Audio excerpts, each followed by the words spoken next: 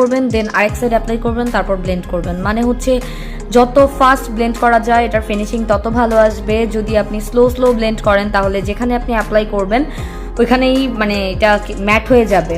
তো যত তাড়াতাড়ি ব্লেন্ড করবেন তত স্মুথ ফিনিশ পাবেন।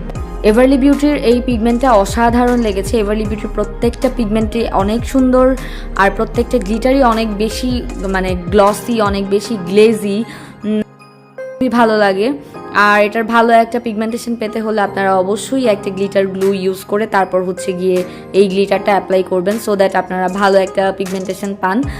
আর আমি তো এটা সুন্দর করে অ্যাপ্লাই করে নিচ্ছি, আমার কাছে খুবই পছন্দ হয়েছে, আমি 2 চোখেই অ্যাপ্লাই করে নিচ্ছি। আর এটার প্রাইস ওয়াইজ এত সুন্দর, মানে প্রাইস অনুযায়ী এই প্রোডাক্টের কোয়ালিটি অসাধারণ, প্যাকেজিংও খুব সুন্দর লেগেছে। আর এর মধ্যে হচ্ছে কি আমি সুন্দর মতো করে নুড পেন্সিলটা দিয়ে নিচ্ছি, এটাও এভারলি বিউটিরই, বাট এভারলি বিউটির নুড পেন্সিলটা প্রাইস ওয়াইজ আমার কাছে খুব ভালো লেগেছে।